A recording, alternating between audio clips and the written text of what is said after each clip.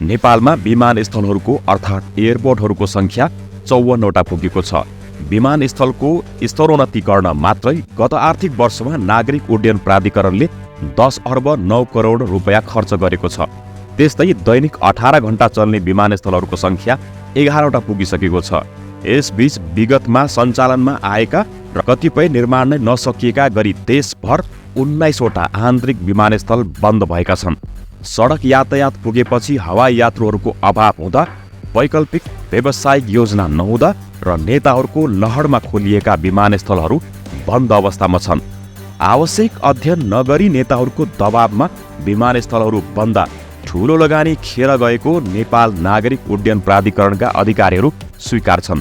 अहिले देशभर 54 वटा विमानस्थल मध्ये 2 वटा अन्तर्राष्ट्रिय विमानस्थल निर्माणको काम भर्खरै सकिएको छ भने एउटा निर्माणाधीन अवस्थामै छ, जसमध्ये हब विमानस्थलका रूपमा लिएका काठमाडौँ, विराटनगर, नेपालगञ्ज, भैरवा, पोखरा, गौतम बुद्ध र केही समयपछि अर्को एउटा विमानस्थल निजगढलाई पनि हबका रूपमा देख्न सकिनेछ। साथीहरू, यति सब हेर्दै गर्दा एउटा प्रश्न जुन तपाईहरूलाई थाहा हुन जरुरी छ कि नेपालका सबै एयरपोर्टहरूले पैसा कसरी कमाइरहेका छन् त?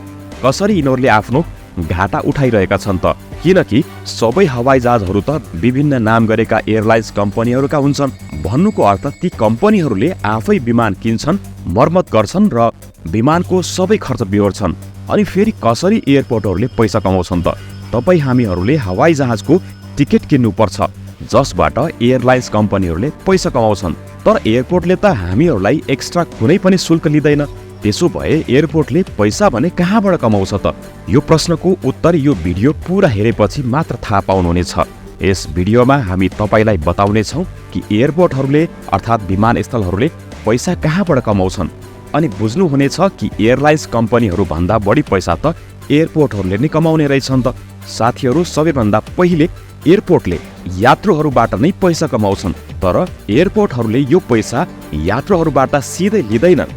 साथीहरू, सबैभन्दा पहिले कुनै पनि एउटा एयरपोर्टले यानि कि विमानस्थलले यात्रुहरूबाट पैसा कमाउँछ, तर एयरपोर्टले यो पैसा यात्रुहरूबाट सिधै लिँदैन, जबकि यो पैसा अप्रत्यक्ष रूपमा लिन्छ। हामीलाई एयरपोर्टमा कतै केही थप पैसा तिर्नु पर्दैन।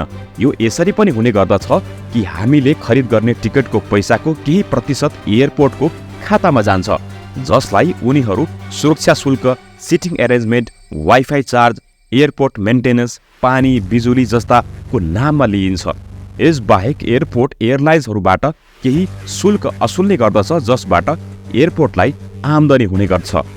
आउनुहोस् बुझ्ने प्रयास गरौँ कि कुन कुन शुल्क या कस्ता कस्ता शुल्क एयरपोर्ट विभिन्न शुल्कहरूका रूपमा एयरलाइन्स कम्पनीहरूबाट लिने गर्दछ। 1 नम्बर, ल्यान्डिङ फी अर्थात् अवतरण शुल्क।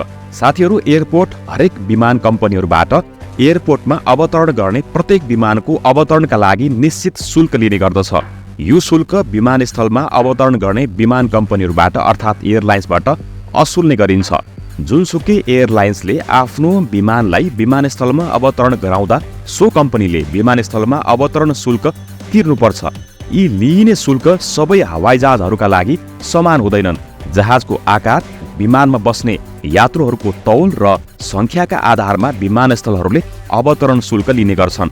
उक्त शुल्क तिर्नका लागि एयरलाइन्स कम्पनीहरूले हामीहरूबाट टिकटको रूपमा पैसा लिने गर्छन्। यसै कारण हुन सक्छ एयरलाइन्सका टिकटहरू यति धेरै महँगा हुने गर्दछन्। अब सो जहाज अवतरण भइसकेपछि एयरपोर्टमा पार्किङ स्थलमा पार्क गरिन्छ र विमानबाट यात्रुहरू ओर्लिसकेपछि एयरपोर्ट हुँदै विमानस्थलभित्रको सेवा पनि प्रयोग गर्छन्। यसै कुरामा निर्भर गर्छ विमान अवतरण शुल्कपछि विमान पार्किङ शुल्क। अब साथीहरू, विमान ल्यान्ड हुन बित्तिकै तुरन्तै त उड्दैन। एयरपोर्टमा हवाईजहाजका लागि पार्किङ निशुल्क भए पनि यसको समय सीमा त पक्कै पनि छ। समय सीमा भन्दा बढी समय विमानस्थलमा बसेमा विमानस्थलले सो विमानको कम्पनीबाट थप पार्किङ शुल्क असुल्छ। यदि कुनै विमान निशुल्क रहने सीमा अवधि भन्दा बढी रोकिएमा विमानस्थलले उक्त विमानको कम्पनीबाट घण्टाको आधारमा पैसा लिन्छ। जस्तै निशुल्क हुने समय अवधि 2 घण्टा छ मानिलियौँ भने त्यस 2 घण्टा पछिको समयमा हरेक घण्टाको एक्स्ट्रा चार्ज लिने गर्छ विमानस्थल। अर्को रहेको छ नोइज चार्ज अर्थात् ध्वनि शुल्क। यो तपाईलाई सुन्दा अलि अचम्म लाग्न सक्छ, तर एयरपोर्टको मामिलामा यो अलि गम्भीर विषय रहेको छ। वास्तवमा एयरपोर्टले विमानहरूको आवाज निकालेमा सो एयरलाइन्सबाट पैसा लिन्छ। जुन विमानले जति धेरै ध्वनि प्रदूषण गर्छ त्यति नै पैसा तिर्ने गर्छ। खैर, पैसा कमाउने कुराको साथै यो ध्वनि प्रदूषण पनि कमभन्दा कम होस् भन्ने कुरामा एयरपोर्टको अर्को उद्देश्य रहेको देखिन्छ। अब पैसा तिर्ने डरका कारणले एयरलाइन्सले अनावश्यक ध्वनि नफैलाउनका निमित्त कम्पनीहरूले आफ्नो विमानको मर्मत सम्भार र राम्रोभन्दा राम्रो टेक्नोलोजी प्रयोग गर्ने बाध्यता उनलाई रहन्छ। अर्को भनेको यात्रुहरूको शुल्क हो। विमानस्थलहरूले हरेक यात्रुबाट केही न केही शुल्क लिने गर्छन्। ती शुल्क यात्रुहरूलाई दिइने सुविधा र सुरक्षाका लागि लिने गर्छन्। तीमध्ये इलेक्ट्रिसिटी, पानीको सुविधा, शौचालयको सुविधा, निशुल्क वाइफाईको सेवा, सेक्युरिटी सर्भिसेस, क्यामेरा जस्ता सुविधाहरू समावेश हुन्छन्। जति धेरै सुविधाहरू रहन्छन्, एयरपोर्टको चार्ज त्यति नै बढी हुन्छ। यी शुल्कहरू यात्रुहरूबाट सिधै लिँदैन। टिकट मार्फत एयरलाइन्स कम्पनीहरूले यात्रुबाट चार्ज गर्दछन् र त्यसपछि कम्पनीहरूले विमानस्थललाई दिन्छन्। अर्को भनेको विमानस्थलमा यानि कि एयरपोर्टमा विमान सुरक्षा चार्ज हो। एयरपोर्टले एयरलाइन्स कम्पनीहरूका विमानहरूको पार्किङ स्थलमा अवतरण भइसकेपछि पार्किङ गरिएका विमानहरूको सुरक्षाका लागि पनि केही शुल्क लिने गर्छ। किनभने जबसम्म विमान एयरपोर्टमा पार्किङमा रहन्छन् उनको सुरक्षाको जिम्मेवारी त विमानस्थलकै हो, होइन र? त्यसैगरी सो विमानबाट यात्रा गर्न जाने यात्रुहरू र त्यसमा यात्रा गरेर आएकाहरूको सुरक्षाको जिम्मा पनि त विमानस्थलकै हो। यसमा गार्ड र क्यामेराले विमानस्थलको विमानलाई सुरक्षित राख्नका लागि सुविधा प्रदान गर्दछन् ताकि विमानमा कुनै पनि प्रकारको अवैध क्रियाकलाप नहोस्, कुनै पनि यात्रुहरूलाई विमानस्थलमा कुनै पनि समस्या नहोस् र कसैलाई पनि कुनै पनि हानि नहोस्। यसबाहेक विमानस्थलमा कुनै पनि लडाई झगडा पनि नहोस्। साथीहरू, इन्टरनेसनल एयरपोर्ट इन्टरनेसनल विमानहरूका हकमा थप केही अन्य शुल्क पनि लिने गर्दछन्, जस्तै एयर ट्राफिक कन्ट्रोलर सर्भिसेसका लागि शुल्क लिने। एयरलाइन्सबाट पैसा कमाउने बाहेक एयरपोर्टसँग पैसा कमाउने धेरै स्रोतहरू छन्। उदाहरणका लागि कार पार्किङ। एयरपोर्ट यात्रुहरूलाई गाडी पार्क र क्रस गर्दा छुट्टै शुल्क लिने गर्छ। यो पैसा एयरपोर्ट सिधै यात्रुहरूबाट लिने गर्छ। यी शुल्कहरू पनि सवारी साधनका लागि एक समान हुँदैनन्। गाडीको प्रकार अनुसार फरक हुन्छ। कारहरूको फरक होला र बाइकहरूको फरक हुन सक्छ। अर्को भनेको विज्ञापन। यो पनि विमानस्थलका लागि पैसा कमाउन राम्रो स्रोत देखिएको छ। यसमा ठूला ब्रान्डहरूले आफ्नो विज्ञापन गरे बापत एयरपोर्टले पैसा कमाउँछ। यसमा विश्वका ठूलादेखि साना कम्पनी या ब्रान्डहरू समावेश हुने गर्छन्। एयरपोर्टको विज्ञापन एलईडी स्क्रिन वा पोस्टर ब्यानर मार्फत गर्ने गर्दछ। यदि तपाईँ एयरपोर्ट जानु भएको छ भने तपाईले देख्नु भएको छ होला पोर्टर सुविधाहरूमा पनि कम्पनीका विज्ञापनहरू हुन्छन्। अर्को भनेको पसलहरू। यात्रुहरूको सुविधाका लागि विमानस्थलमा विभिन्न किसिमका पसलहरू जसमा खाना, पेय पदार्थ वा चिकित्सा सेवा वा अत्यावश्यक सामानहरूको पसलहरू हुन्छन्। प्राय पसलहरू एयरपोर्टमा पैसा कमाउने उत्कृष्ट माध्यम बनेका छन्। धेरै विमानस्थलहरूले पसलहरूलाई भाडामा दिएका हुन्छन्, जहाँबाट मासिक रूपमा विमानस्थलमा भाडा असुल्ने गरिन्छ। तर कतिपय एयरपोर्टहरूमा त यी पसलहरू आफ्नै भएको हुँदा उनीहरूले मासिक रूपमा कामदारहरू राखेका हुन्छन् र पसलको नाफा वा नोक्सान जे भए पनि विमानस्थलको जिम्मेवारीमा रहन्छन्।